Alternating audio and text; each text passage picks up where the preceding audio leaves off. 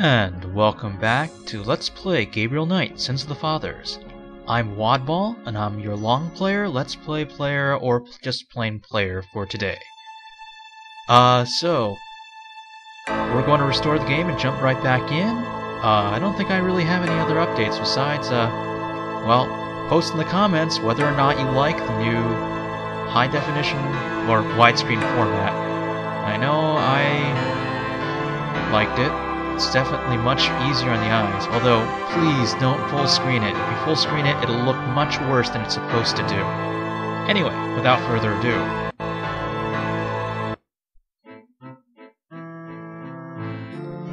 So just to review about what happened last time, Gabriel had another nightmare, but this time it had more to do with the Schottenjäger destiny.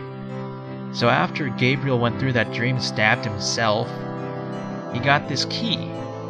The key doesn't fit any of Gabriel's slots.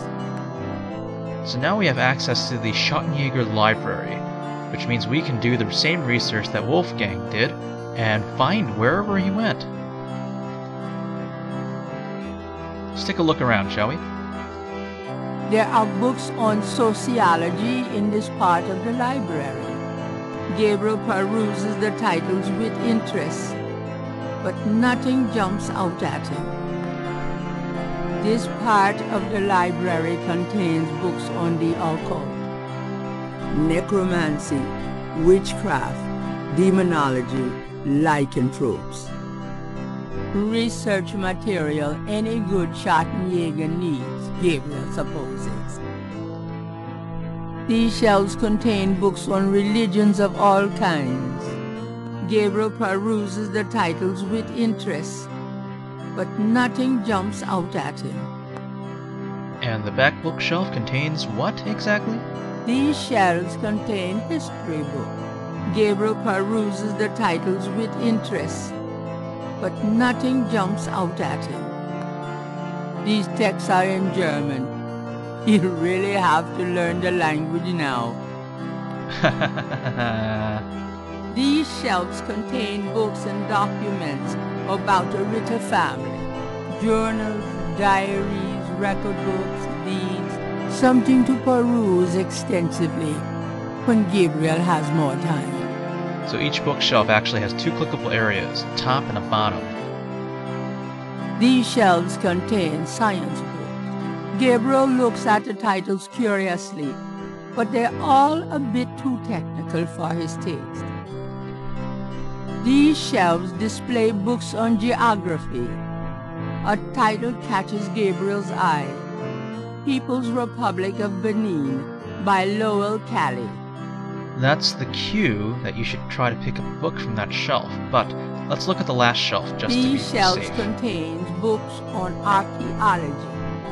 Gabriel peruses the titles with interest, but nothing jumps out at him. So let's take the People's Republic of Benin. Gabriel pulls out the book entitled People's Republic of Benin and scans through it.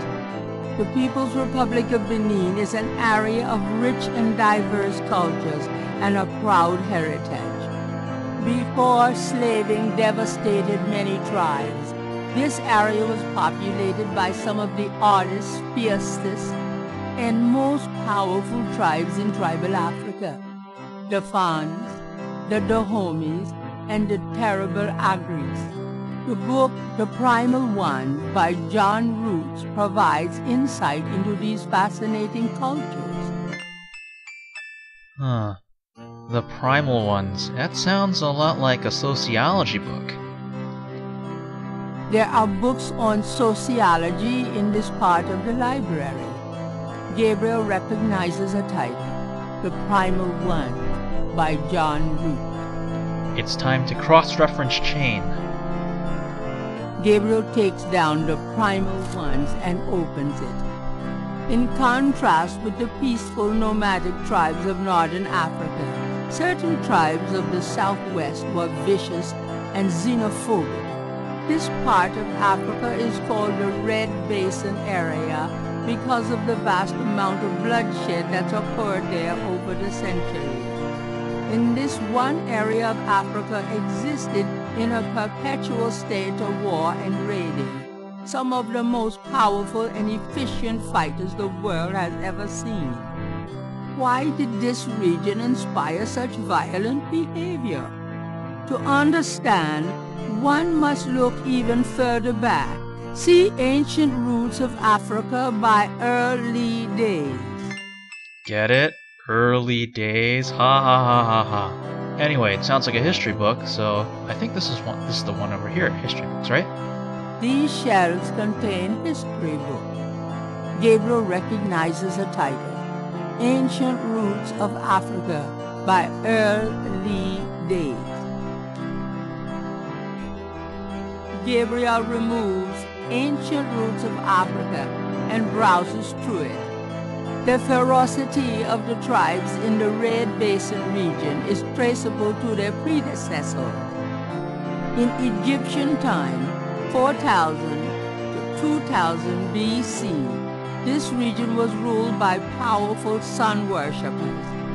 We know a little about this mysterious cult by the remnants of ruins far older and of a culture far more advanced than any that exists in Africa today. See Sun Worshippers by A. Curate.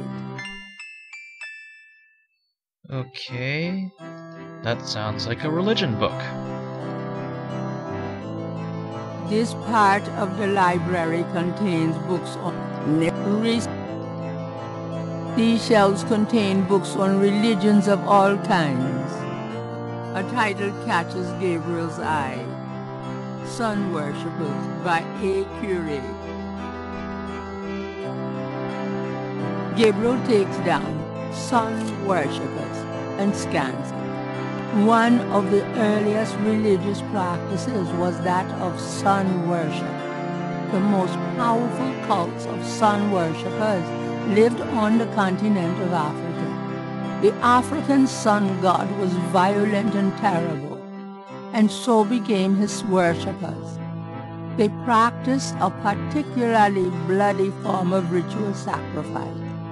The homeland of this ancient cult is still considered a sacred site of power. See Ancient Digs of Africa by Professor Seymour Shards. I get the funny feeling that all of these names are supposed to be puns. Anyway, archaeology, right? Digs must mean archaeology. Oh, Professor Jones would love to have these books, right? These shelves contains books on archaeology. Gabriel recognizes the title, Ancient Digs of Africa by Professor Seymour Shards. Okay. Well, I don't know exactly where they're going to redirect me next, but okay. Gabriel takes Ancient Digs of Africa and opens it. The most fascinating archaeological site in Africa is the Great Snake Mound in the People's Republic of Benin, located 50 miles south of the capital in the Red Basin. Like the snake mounds of North America, the origin and meaning of these great mounds remains a mystery, though clearly they were the results of profound and urgent spiritual belief. Unlike other snake mounds, the African example is a double snake mound, a small snake ring within a larger snake ring. The mound is thought to have housed an ancient temple. Although archaeologists have explored the mound site, the interior remains largely unchanged from ancient times. This is partially due to stringent government regulations and partially to local superstitions. The local people regard the mound with fear and will not go near it. A double snake ring? Gabriel flips furiously looking for a picture. Oh my God! It's a wheel within a wheel. Gabriel decides to hang on to the snake mound book. Well, I guess that's a really big clue as to where Wolfgang had gone. Now, if only the door would close and Gabriel can actually start moving again.